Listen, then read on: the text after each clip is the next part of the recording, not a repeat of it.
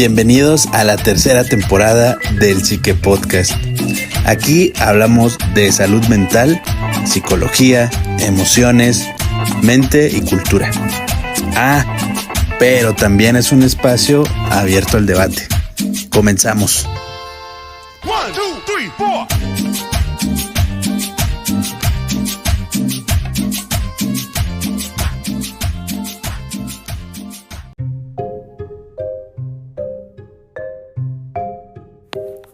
Hola a todos, yo soy la psicóloga Diana Ortiz y les doy la bienvenida a este nuevo episodio del Psique Podcast.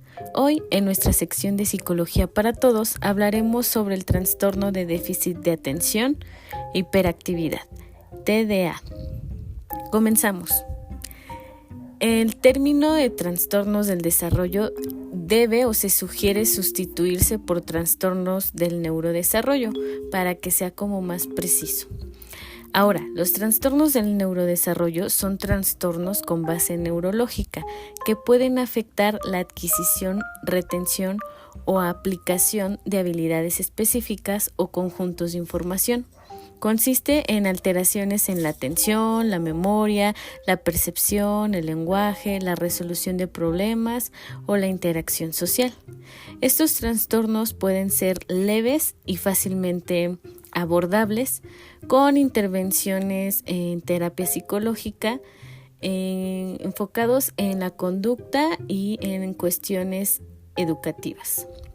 O pueden ser un poco más graves o intensos, de modo que los niños y niñas afectados requieren o van a requerir un apoyo educativo particular. Son alteraciones en el sistema nervioso central que pueden presentarse en cualquiera de las fases del desarrollo que van desde la vida intrauterina, es decir, a partir de las 8 semanas de gestación, hasta el último año de la adolescencia, que es aproximadamente a los 18 años de edad.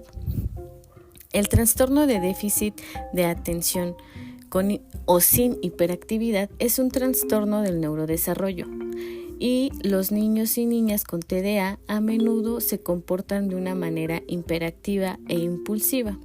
El TDA no es un trastorno de conducta como de repente se solía creer o se suele todavía creer y confundir.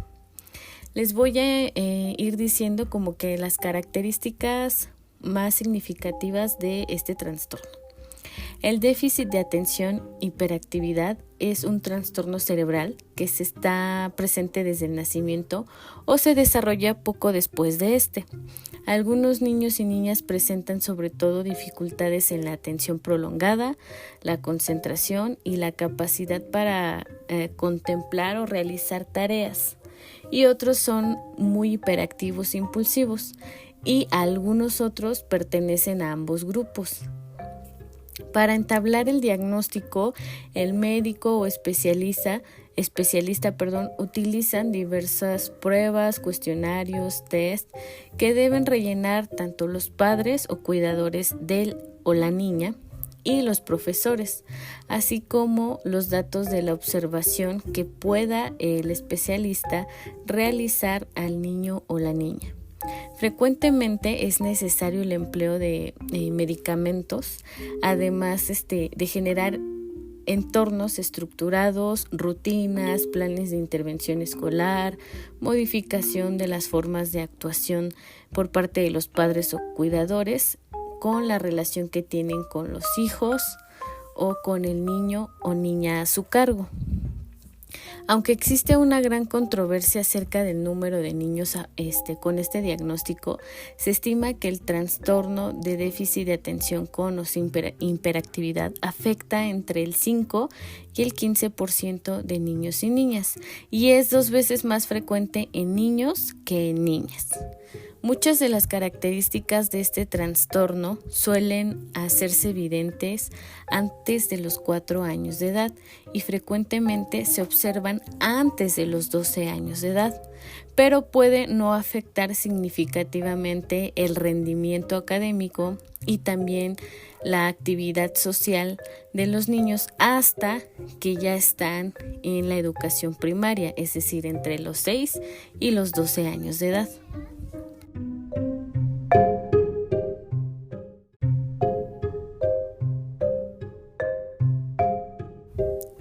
Anteriormente, este trastorno se denominaba simplemente trastorno por déficit de atención, pero la frecuencia o la concurrencia que se detectó respecto a la hiperactividad de los niños y las niñas con el diagnóstico, pues los llevó a cambiar la terminología actual.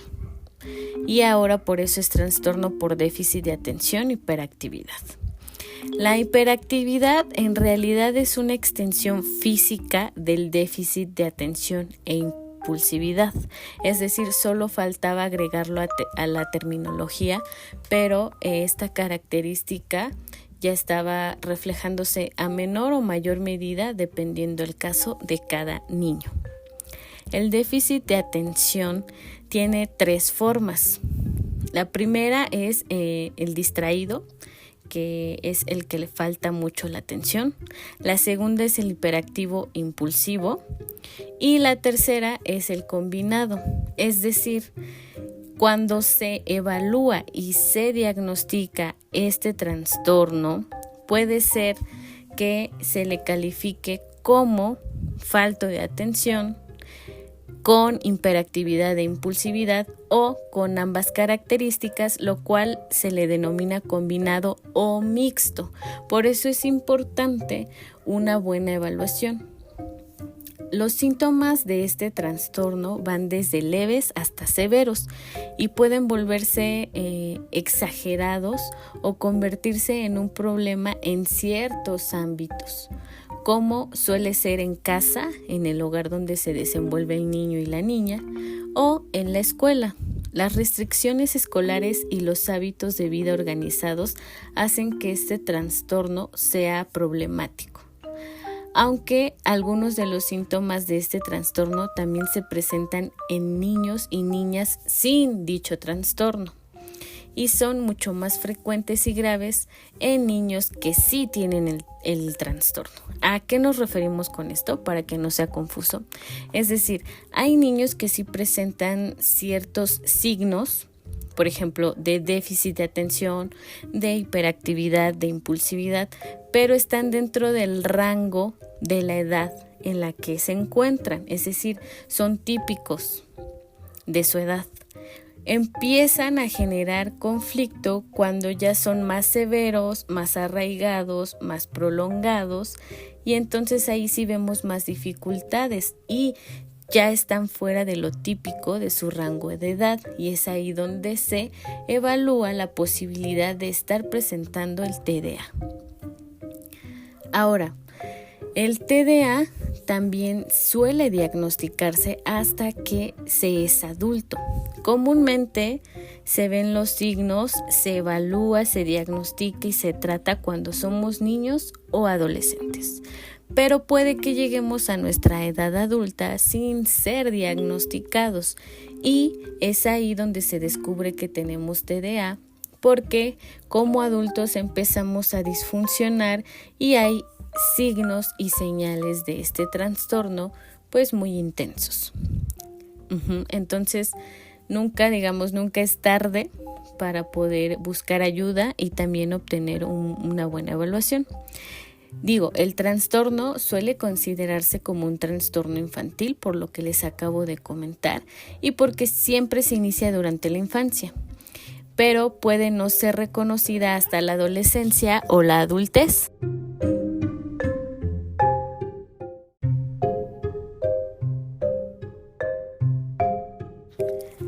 Las diferencias neurológicas continúan hasta la edad adulta y alrededor de la mitad de las personas afectadas continúan presentando síntomas de este trastorno. En los adultos, los signos o los síntomas más representativos del TDA son la dificultad para concentrarse, dificultad para completar tareas, inquietud, cambios de humor, impaciencia y dificultad para mantener relaciones interpersonales.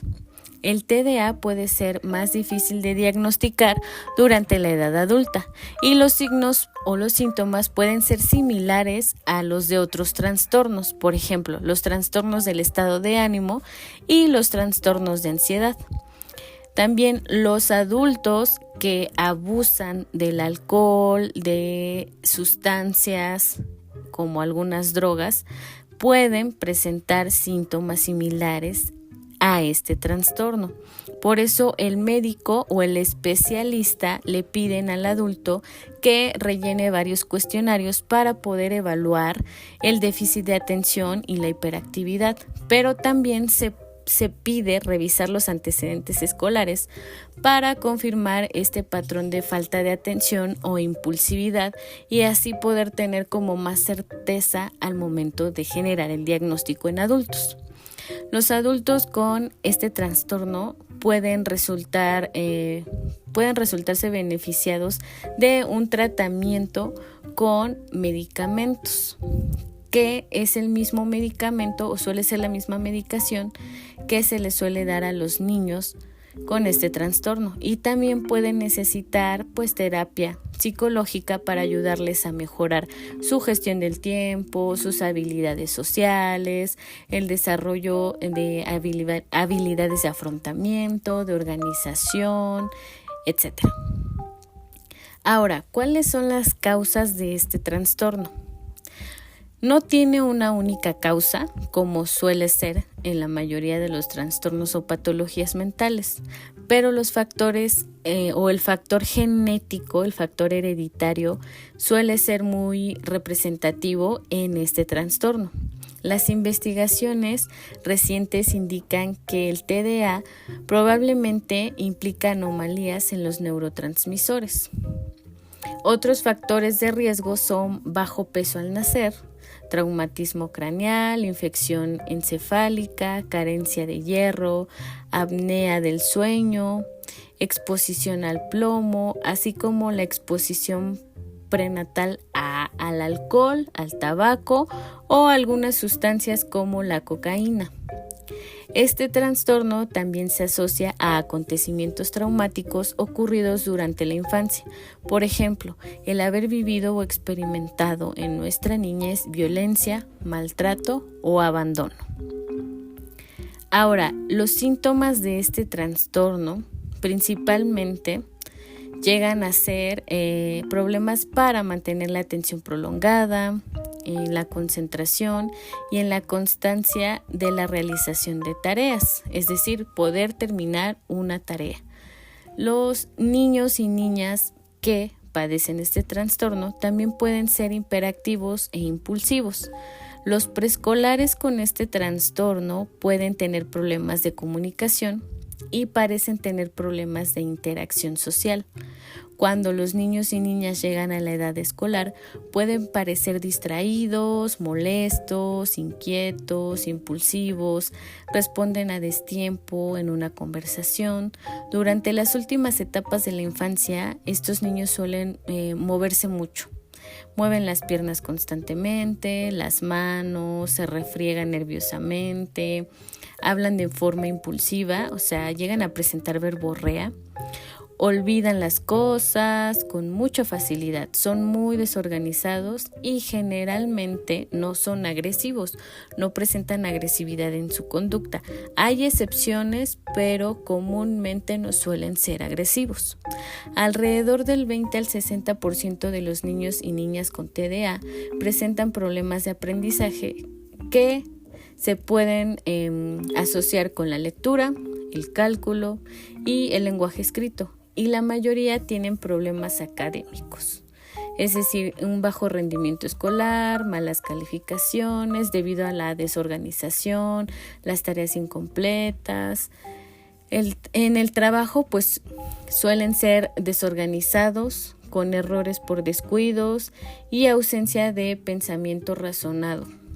Los niños y niñas con este trastorno suelen comportarse como si su mente estuviera en otra parte. O sea, te están viendo, inicialmente estaban interactuando contigo, pero rápidamente ya no te prestan atención, ya no te escuchan, ya no te responden. Suelen seguir muy poco las instrucciones que les das. O sea, mientras más instrucciones y más complejas sean, más difícil va a ser que las recuerden y que las ejecuten. Por eso no terminan muchas de las tareas, ya sea escolarmente como tareas domésticas u otro tipo de deberes. Y cambian constantemente también de tareas, por eso dejan muchas incompletas. Pareciera que como que les aburren en extremo. Pueden empezar, por ejemplo, con escribir algo y al siguiente momento ya mejor están leyendo algo y ya después van a estar en otra actividad. Por eso de repente es muy difícil mantenerlos durante mucho tiempo en un deber o en una actividad. Pueden también tener problemas de autoestima, depresión, ansiedad y conflictos con la autoridad. Sobre todo esta última característica, se ve más frecuentemente en la adolescencia. Y cerca del 60% de los niños y las niñas pequeños manifiestan estos problemas en forma de rabietas y la mayoría tiene muy baja tolerancia a la frustración. Es decir, los adolescentes van a conflictuar con las figuras de autoridad de manera diferente a los niños.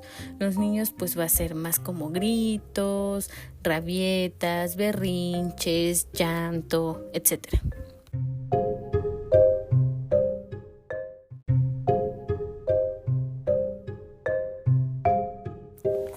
Ahora, les voy a enlistar los síntomas o signos de la falta de atención y los de hiperactividad e impulsividad. Se dividen, digamos, en estas dos áreas. Los signos o síntomas de falta de atención suelen ser dejar de prestar atención a los detalles, tienen dificultad para mantener la atención en el trabajo o en el juego, parece que no escuchan cuando se les habla directamente, no siguen instrucciones y no finalizan tareas, suelen tener dificultades para organizar tareas y actividades, evitan lo que les disgusta o son renuentes a dedicarse a tareas que requieren un esfuerzo mental prolongado. Suelen perder sus cosas, se distraen fácilmente con estímulos externos, o sea, hasta incluso con un estímulo muy leve, una mosca, una gota de agua, un pequeño ruido, etc. Y se olvidan de las cosas con mucha facilidad. Ahora, los signos o los síntomas de hiperactividad e impulsividad son que se mueven constantemente, van a ser a través de movimientos de manos, pies o en general, ¿no? Todo el tronco pareciera que se están como retorciendo. Suelen levantarse de su lugar o de su asiento constantemente, ya sea en la casa como en el aula de clases. Suelen correr, trepar en exceso. Tienen dificultades para jugar o dedicarse tranquilamente a actividades de ocio. No paran nunca y actúan como si estuvieran constantemente como en movimiento, impulsados por un motor o un propulsor. Hablan en exceso, que es a lo que nos referíamos con la verborrea. Tienen una tendencia a responder de forma precipitada, incluso antes de que hayas acabado de darles la indicación o la pregunta, ellos te van a tener la respuesta con muchísima anticipación. Y no importa si es correcta o es incorrecta, el sentido es que ellos lo verbalicen. Suelen tener dificultades para esperar su turno o para esperar en general. Interrumpen a los demás o se entrometen en sus conversaciones o actividades. Ahora, ¿cómo se puede generar el diagnóstico? El diagnóstico de este trastorno se basa en la cantidad, la frecuencia y la gravedad o intensidad de los signos y síntomas que les acabo de mencionar. Se deben presentar al menos 6 o más signos de falta de atención o 6 o más signos de hiperactividad e impulsividad. Es decir, 6 de cada grupo para diagnosticar el tipo combinado o mixto de TDA. Los signos deben estar presentes como mínimo en 2 ambientes separados, que por lo general es en casa, en el hogar, y en la otra área o ambiente es en la escuela, con objeto de que la recreación de un niño a problemas específicos en una determinada situación no se suela confundir o no se confunda con TDA. Es decir, si solo presenta estos signos en un ambiente, es decir, solo en la escuela o solo en la casa y en ningún otro lado, no se incluye dentro del déficit de atención con o sin hiperactividad, dado que puede ser su origen pues de la propia situación. Los signos o síntomas también deben ser más pronunciados de lo que podría esperarse para el nivel de desarrollo del niño y deben estar presentes durante al menos 6 meses, de 6 meses en adelante. A menudo el diagnóstico es difícil, ya que en gran medida depende del juicio del observador, del especialista, del que lo evalúa. Y del mismo modo, los niños y niñas que presentan, pues, ante todo falta de atención, pueden pasar desapercibidos hasta que su rendimiento académico se ve afectado de forma negativa. ¿Por qué? Porque si no está tan álgido el signo o el área de impulsividad e hiperactividad, pues muchas veces no se percatan que su falta de atención es un indicador de TDA o que les está presentando dificultades.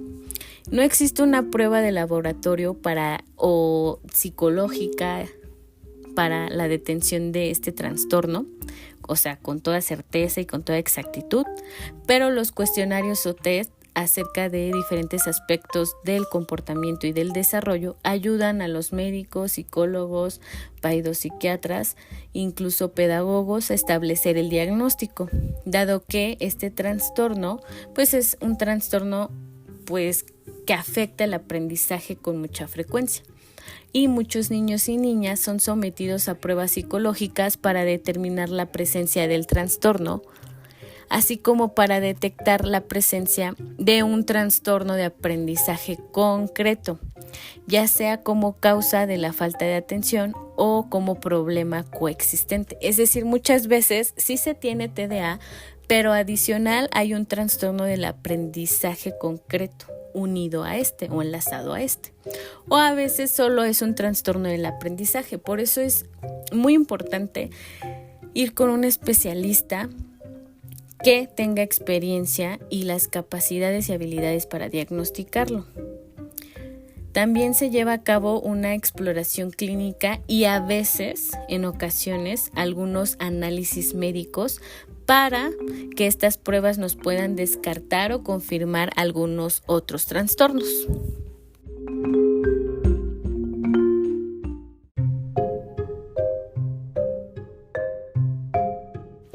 Bien, ahora, ¿cuál es el pronóstico? Porque ya me evaluaron, ya tengo el diagnóstico y resulta que tengo TDA. Porque en este punto los cuidadores o padres de familia empiezan a preocuparse mucho, a tener ideas muy negativas, muy catastróficas sobre cómo será el futuro para su hijo o hija conviviendo con TDA, ¿no? Va a fracasar, va a desertar de la escuela, no va a conseguir después empleo, no va a tener relaciones interpersonales de calidad, duraderas, una red de apoyo, y aparte el medicamento seguramente le va a hacer mucho daño, me lo va a hacer como dependiente a él, o también resulta que si decido medicarlo va a ser como un zombie, ¿no? Va a estar adormilado, ya no va a ser un niño feliz, sonriente, le voy a arruinar la vida, porque aquí es donde también choca el estigma y los mitos que hay, no solo del trastorno, sino en general de vivir con una patología, convivir, mejor dicho, con alguna patología o un trastorno mental. Entonces, es importante destacar que la gran mayoría de niños y niñas con este trastorno se convierten en adultos funcionales y productivos, y que los adultos con TDA pueden adaptarse mejor al trabajo que a las situaciones académicas. Sin embargo, este trastorno, cuando no se trata durante la infancia, el riesgo de desarrollar alguna adicción como alcoholismo, drogadicción y el aumento de ideas o intentos suicidas pues se eleva. También los niños y las niñas con TDA generalmente no superan su falta de atención, aunque los niños y niñas con hiperactividad tienden a ser menos impulsivos e hiperactivos conforme crecen. También la mayoría de los adolescentes y adultos aprenden a adaptarse a su falta de atención y alrededor de un tercio de las personas encuentran tratamiento farmacológico pues como una opción viable a largo plazo, ya que les resulta beneficiosos en muchos aspectos, es decir, en muchos síntomas o signos de este trastorno. Otros problemas que pueden aparecer o persistir durante la adolescencia o la vida adulta incluyen el bajo rendimiento académico, la desorganización y también baja autoestima, dificultades con la ansiedad, la depresión, algunas dificultades en el aprendizaje y también en adquirir y desarrollar conductas sociales apropiadas. Pero, como les decíamos, en la mayoría de los casos el pronóstico es bueno, siempre y cuando se siga un tratamiento adecuado. Y como siempre les hemos mencionado, mientras el tratamiento sea pues más completo, pues va a ser muchísimo mejor el diagnóstico. Pero recuerden que siempre está la posibilidad de las recaídas. Ahora, aquí viene como un debate que no es de hoy, ni de ayer, ni de antier. E incluso creo que fue muy álgido en los 90s, en los 2000.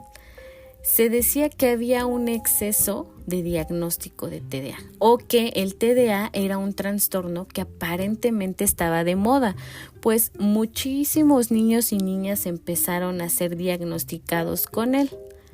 Entonces era incluso de repente más difícil encontrar que en un grupo, en un salón de clases, no hubiera al menos 2 o 3 casos de niños con el diagnóstico confirmado.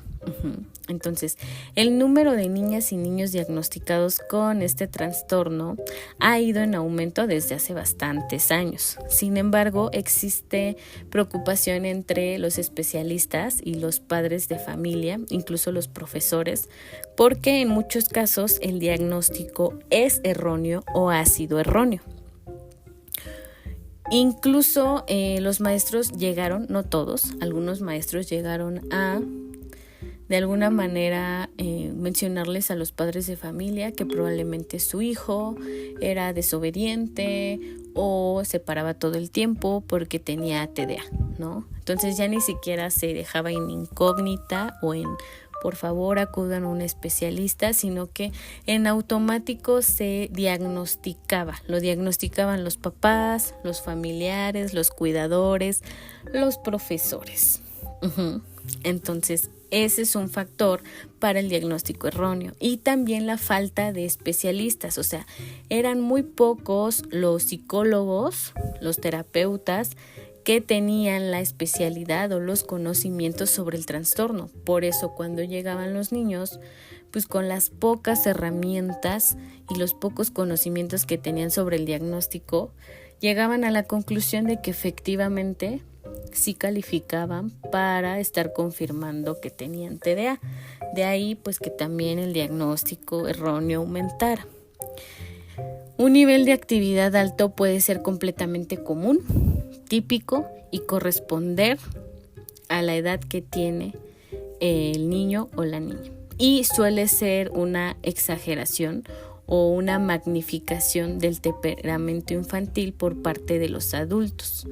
Por otro lado, pueden tener diversas causas como trastornos emocionales o anomalías de la función cerebral, como puede ser el TDA, pero también puede ser algunos otros trastornos del neurodesarrollo. Generalmente los niños y las niñas de 2 años de edad son activos y rara vez están quietos. Una actividad elevada y un alto nivel de ruido son frecuentes hasta los 4 años de edad. En estos grupos de edad que les acabo de mencionar y en los niños cuyo funcionamiento del desarrollo corresponde a este rango, pues es un comportamiento típico y común. Entonces, papá, mamá, cuidador, profesor que me estás escuchando, es importante este dato porque te va a colaborar a que no diagnostiques al niño o a la niña. Digo, si hay una sospecha vale la pena evaluarlo, pero no directamente digas, tiene 2 años o tiene 4 años y como no se está quieto, no hace sus labores, se distrae mucho, este niño o esta niña tienen ya TDA, lo confirmo, ¿no? Porque de nuevo, muchas veces son conductas y comportamientos normales al rango de edad en el que se encuentran. Sin embargo, el comportamiento activo es causa frecuente de conflictos entre padres e hijos y pueden, ser un factor de preocupación para los padres. También puede generar problemas o dificultades con otras personas, como les decía, los cuidadores o los profesores. Determinar si el nivel de actividad del niño y la niña es poco común o alto y no debe depender solo de la tolerancia como adultos a cargo de ellos, sino también a los factores o los signos y síntomas que anteriormente les comuniqué, les mencioné. Algunos niños y niñas son claramente más activos de lo común. Si es elevado el nivel de actividad y se combina con un lapsus de atención corto e impulsividad, puede ser definido como hiperactividad y ser considerado como parte del trastorno del TDA. Considerado. Entonces, de nuevo, hay que acudir a buscar ayuda para que confirmemos o descartemos. Regañar y castigar a los niños y niñas por su alto nivel de actividad suele ser contraproducente, pues comúnmente aumentan su nivel de actividad y puede resultar útil evitar las situaciones en las que el niño y la niña deben permanecer sentados durante mucho tiempo o encontrar también profesores, pedagogos o especialistas expertos en tratar con niños y niñas hiperactivos.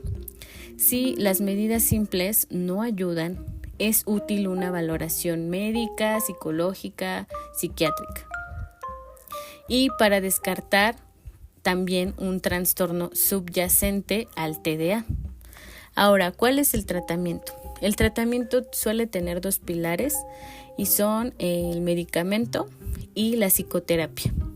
Los niños y las niñas se tratan tanto con terapia, que suele ser conductual, como con medicamentos. Los fármacos contribuyen a aliviar los síntomas y permiten a los niños y niñas participar más fácilmente en la escuela y en otras actividades. A los más pequeños, sobre todo, les resulta beneficiosa la terapia de combinación. Y para los niños y niñas en edad preescolar, el tratamiento con terapia conductual suele ser suficiente. No tenemos que llegar a recurrir a la medicación. La mayoría de los niños y las niñas no suelen presentar efectos secundarios de la medicación, a excepción posiblemente de una disminución del apetito, pero no suele ser intensa. Todos los efectos secundarios que se llegaran a presentar desaparecen cuando se suspende la medicación. Sin embargo, cuando se tratan de grandes dosis durante mucho tiempo, el médico y los fármacos pueden retrasar el crecimiento del niño o de la niña, y este crecimiento lento puede continuar hasta la edad adulta, por lo que el médico, el especialista, suele llevar un control del peso y la estatura del niño.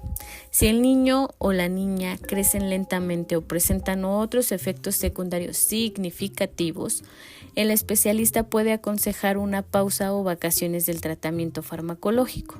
Una pausa de los fármacos consiste en suspender la administración del medicamento en épocas en las que el niño o la niña no necesitan estar tan atentos o concentrados, por ejemplo, durante los fines de semana o durante los periodos de vacaciones. Sin embargo, algunos niños y niñas tienen grandes dificultades para ser funcionales incluso fuera de la escuela, y no pueden tolerar pausas o descansos de la medicación, pero eso se evaluará con el especialista, el médico, y también se van a buscar opciones en caso de que no se pueda suspender o tomar descansos de esta.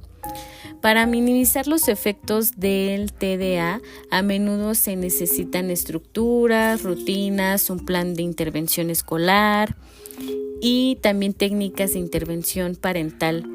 Los niños y las niñas sin problemas significativos de comportamiento pueden recibir únicamente tratamiento farmacológico. Sin embargo, los fármacos no funcionan durante todo el día, por lo que puede ser necesario realizar adaptaciones para favorecer la capacidad de organización, de habilidades, de concentración, etc.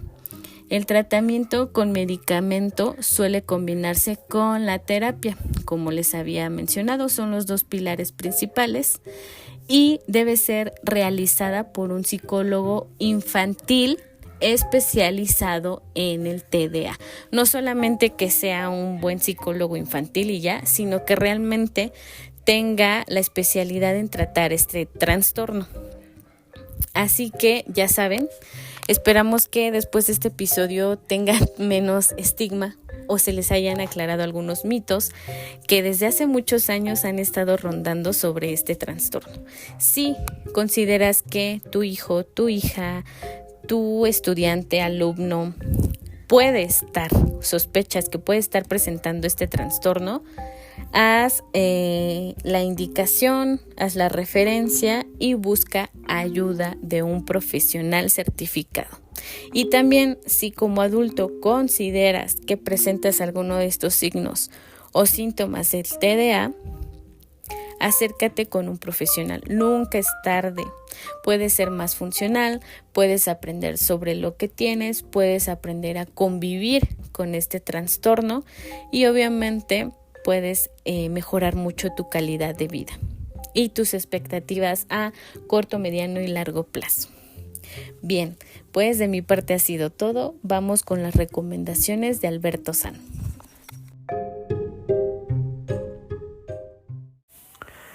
Hola, ¿qué tal a todos? Muchas gracias, Diana.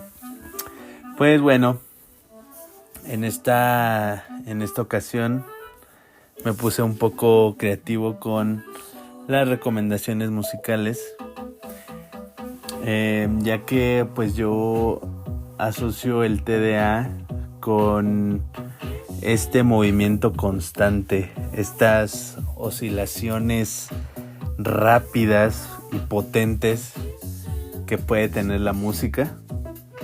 Y bueno, comenzamos en Suecia con un dúo ya extinto de música electrónica.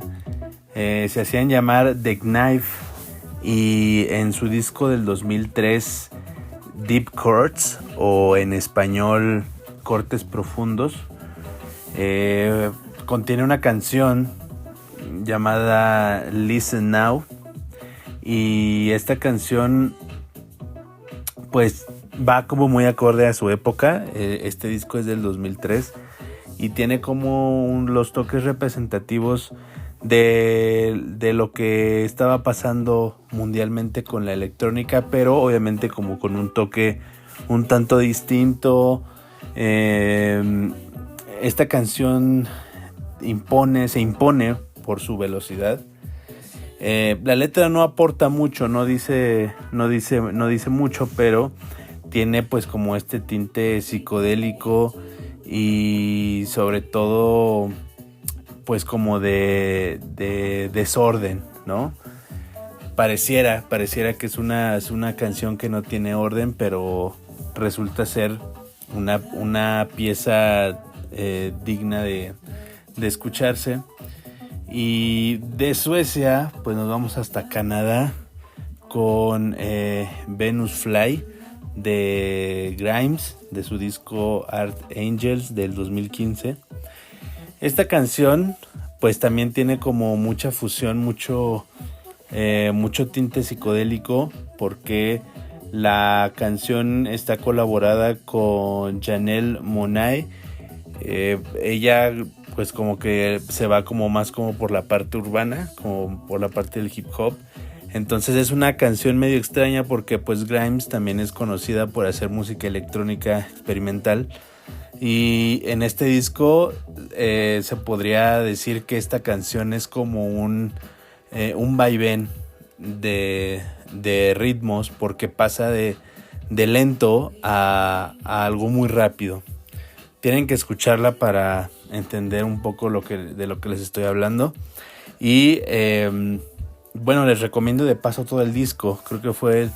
Creo que para mí es mi disco favorito de Grimes, aunque no es el favorito de los fans de culto de la artista canadiense.